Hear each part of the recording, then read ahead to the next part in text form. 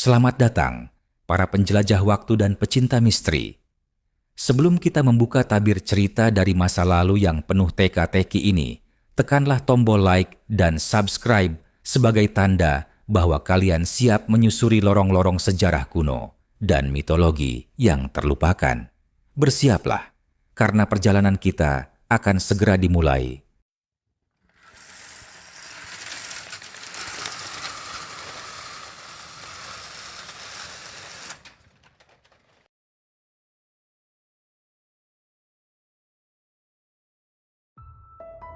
Dalam kabut sejarah yang pekat dan gelap, nama Leviathan muncul bagaikan gema dari kedalaman lautan purba.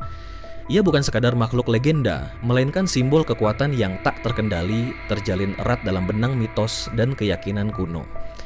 Dari halaman-halaman kitab suci hingga naskah-naskah terlarang, Leviathan dipandang sebagai makhluk kolosal yang lahir dari awal penciptaan dunia, sebuah entitas yang membawa pesan tentang kekacauan dan kekuatan yang menggentarkan. Di dalam Alkitab Ante, khususnya dalam kitab Ayub, Leviathan digambarkan sebagai monster laut yang tak dapat dijinakkan oleh manusia. Ayub 41 menyebutnya sebagai makhluk bersisik rapat seperti perisai yang napasnya menghembuskan api dan matanya berkilau bagaikan fajar. Ia tidak takut pada siapapun, bahkan para pahlawan pun gentar melihatnya. Di sini, Leviathan bukan sekadar binatang besar di laut, melainkan gambaran dari kekuatan yang hanya dapat dikendalikan oleh Tuhan sendiri. Dalam konteks teologis, ia menjadi simbol kekacauan yang tunduk pada kehendak Sang Pencipta. Namun, pandangan yang lebih kelam muncul dalam kitab Henokh dan tulisan apokrif lainnya. Dalam sebagian versi, Leviathan digambarkan sebagai salah satu makhluk raksasa yang diciptakan pada hari kelima penciptaan, bersama pasangannya Behemoth. Behemoth menguasai daratan, sedangkan Leviathan menguasai kedalaman samudra. Menurut tradisi Yahudi apokrif, pada akhir zaman, Leviathan akan dibangkitkan kembali untuk perjamuan orang-orang benar, di mana dagingnya akan menjadi santapan suci dan kulitnya akan menjadi pelindung tenda orang-orang yang setia. Namun, sebelum saat itu tiba, Leviathan tetap menjadi entitas yang bersemayam di kegelapan laut terdalam. Tak terlihat namun selalu mengintai. Dalam Talmud Bala, Leviathan bahkan disebutkan dengan nada yang penuh misteri.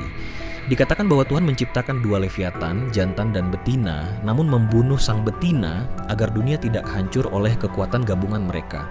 Sisa-sisa dari kisah ini menyiratkan bahwa Leviathan bukan sekadar makhluk fisik, melainkan ancaman kosmik yang keberadaannya diatur secara langsung oleh kuasa ilahi. Tidak hanya dalam Alkitab dan kitab Henokh, beberapa teks kuno dari peradaban sekitarnya juga memuat gambaran yang mirip. Dalam mitologi Ong Kanaan, terdapat makhluk bernama Lotan, naga laut berkepala 7 yang dilawan oleh dewa badai Baal.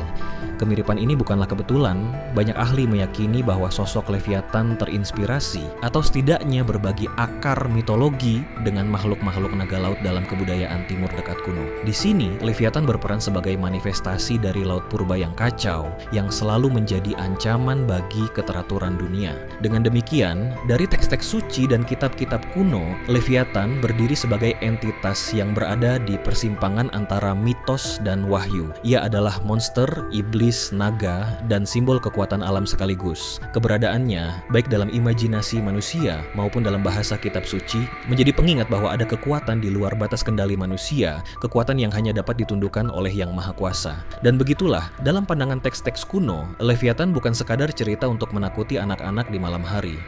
Ia adalah rahasia dari kedalaman laut purba, simbol dari kekacauan yang selalu mengintai di bawah permukaan dunia yang tampak tenang. Lautan selalu menjadi misteri terbesar umat manusia. Ia adalah ruang tak terbatas yang menyimpan rahasia berusia jutaan tahun. Di bawah permukaannya, kegelapan menyelimuti kerajaan yang belum sepenuhnya terjamah, tempat di mana legenda seperti Leviathan menemukan wujudnya. Sejarawan dan ilmuwan sejak zaman kuno mencoba mencari jawaban, apakah Leviathan hanyalah mitos yang lahir dari ketakutan pelaut kuno, ataukah ia pernah benar-benar ada di dunia nyata? Jika kita melacak sejarahnya, gambaran Leviathan seringkali dikaitkan dengan laporan-laporan tentang makhluk laut raksasa yang muncul di berbagai budaya. Bangsa Fenisia yang hidup di pesisir Mediterania ribuan tahun lalu menulis kisah tentang ular laut sepanjang kapal mereka. Orang Yunani mengenal Ketos, monster laut yang digambarkan mampu menelan seluruh kapal. Di wilayah Skandinavia, legenda Jormungandri, ular dunia yang melingkari lautan, membawa gema yang serupa. Semua kisah ini menunjukkan bahwa ide tentang makhluk laut raksasa bukan hanya milik satu budaya, melainkan lintas peradaban. Dari sudut pandang ilmu pengetahuan, sebagian ahli berpendapat bahwa kisah Leviathan bisa saja berakar pada pertemuan manusia dengan hewan laut raksasa yang benar-benar ada. Fosil-fosil menunjukkan bahwa jutaan tahun lalu, samudra dihuni oleh predator kolosal seperti Mosasaurus dan Megalodon. Mosasaurus misalnya adalah reptil laut, panjangnya bisa melebihi 15 meter dengan rahang yang dipenuhi gigi tajam. Sedangkan Megalodon, hiu purba yang kini punah, diperkirakan bisa tumbuh hingga 18 meter dan memiliki kekuatan gigitan yang luar biasa. Bagi pelaut kuno, melihat bayangan makhluk sebesar ini di tengah gelombang pasti cukup untuk menimbulkan legenda yang bertahan ribuan tahun. Namun, ada pula pandangan lain yang menghubungkan Leviathan dengan fenomena alam yang jarang terlihat. Gelombang raksasa, rock waves, pusaran laut dan cahaya misterius di kedalaman sering dianggap sebagai tanda dari keberadaan makhluk tersebut. Pada abad pertengahan, banyak peta laut menggambarkan wilayah-wilayah tertentu dengan ilustrasi monster raksasa sebagai peringatan bagi pelaut untuk tidak berlayar terlalu jauh. Beberapa ilustrasi bahkan menunjukkan bentuk naga bersisik nyaris identik dengan deskripsi Leviathan dalam kitab Ayub. Penelitian modern mengungkapkan bahwa lautan masih menyimpan spesies besar yang belum teridentifikasi. Bahkan di abad ke-21, para ilmuwan masih menemukan cumi-cumi raksasa, Archaeoteuthis dax, yang panjangnya mencapai 13 meter, berenang di kedalaman gelap. Fakta ini memperkuat kemungkinan bahwa sebagian cerita tentang Leviathan bisa jadi terinspirasi oleh makhluk nyata yang jarang terlihat manusia. Tetapi di balik semua penjelasan ilmiah, bayangan Leviathan tetap memegang kendali di imajinasi manusia. Setiap kali ombak besar menghantam dan kabut tebal menutup pandangan di tengah laut, ada bisikan di benak para pelaut bahwa di bawah sana, jauh di kedalaman yang tak terjangkau cahaya, sesuatu yang kuno sedang bergerak, mengawasi, menunggu. Dengan demikian, pandangan sejarah dan ilmu pengetahuan tidak meniadakan Leviathan. Sebaliknya, ia justru memperkaya misterinya. Apakah ia makhluk purba yang punah, fenomena alam yang disalahartikan, atau memang entitas gaib yang bersemayam di samudra sejak awal dunia? Tidak ada yang tahu pasti. Namun satu hal yang jelas, legenda Leviathan telah menembus batas waktu dari masa batu hingga era modern, membawa pesan bahwa samudra bukan hanya sekadar air dan garam, ia adalah dunia lain dengan penguasanya sendiri. Dan disinilah cerita membawa kita ke wilayah yang lebih gelap, ke kisah tentang Leviathan bukan hanya sebagai makhluk laut raksasa, tetapi sebagai iblis penguasa lautan yang memengaruhi manusia dari balik tirai dunia tak kasat mata. Lautan dengan gelombang yang terus berdebur selalu menjadi metafora dari ketidakpastian hidup manusia. Ia indah sekaligus mematikan, penuh daya tarik namun menyimpan bahaya yang tak kasat mata. Dalam lapisan terdalam keyakinan mistis, lautan ini bukan hanya air asin yang luas, melainkan kerajaan gelap yang dikuasai oleh entitas purba. Leviathan. Jika dalam teks-teks kuno Leviathan digambarkan sebagai monster laut yang diciptakan Tuhan, maka dalam tradisi esoteris dan okultisme, ia berkembang menjadi sosok iblis agung, penguasa seluruh makhluk yang mendiami samudra.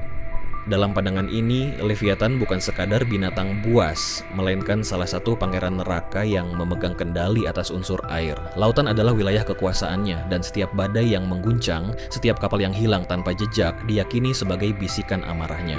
Di dalam kepercayaan mistik, Leviathan dikaitkan dengan dosa iri hati, sifat yang meracuni hati manusia dengan rasa tak pernah puas. Ia tidak menyerang secara langsung seperti predator, melainkan merasuk ke dalam pikiran, memancing gelombang emosi yang menghancurkan hubungan dan persatuan. Seperti arus bawah laut yang diam-diam menghisap renang, pengaruhnya sering tidak disadari sampai korban sudah terjerumus terlalu dalam. Legenda para pelaut kuno menceritakan bahwa di malam-malam tertentu, ketika bulan purnama menggantung di langit, laut menjadi aneh. Air berputar meski angin tenang, dan suara menyerupai nyanyian terdengar dari kejauhan. Konon, itu adalah panggilan Leviathan, lagu pemikat yang menghipnotis para pelaut untuk meninggalkan haluan dan menuju kedalaman. Siapapun yang mengikuti suara itu tidak pernah kembali, tubuhnya mungkin lenyap, namun jiwanya menjadi bagian dari pasukan tak terlihat yang menjaga singgasana sang penguasa lautan. Dalam dunia mistis, Leviathan juga dikaitkan dengan ikatan dan perjanjian gelap. Simbol-simbol kuno yang ditemukan di artefak laut dalam sering diartikan sebagai tanda perjanjian antara manusia dengan penguasa air. Para penyihir laut dan kultus kuno memanggil namanya untuk mendapatkan kekayaan dari hasil laut atau perlindungan dari badai, namun selalu dengan harga yang mahal, sebuah jiwa yang harus dibayar di kemudian hari. Dari perspektif spiritual, pengaruh Leviathan pada manusia ibarat gelombang yang membelai lalu menghantam.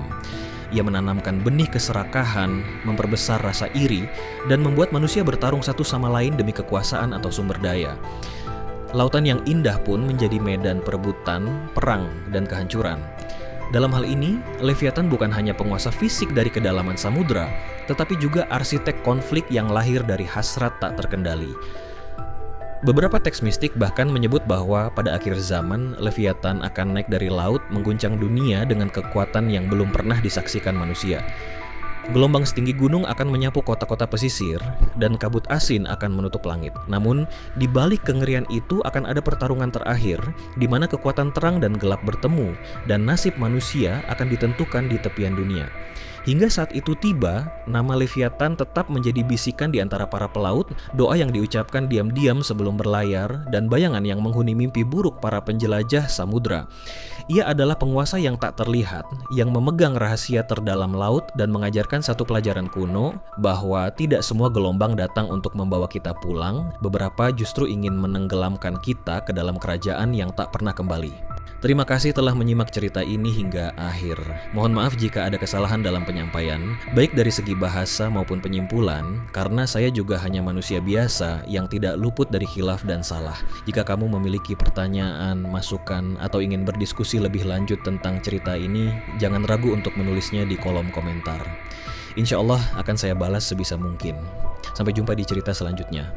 Tetaplah bertanya, teruslah mencari, dan selamat menjelajahi misteri dunia kuno bersama kita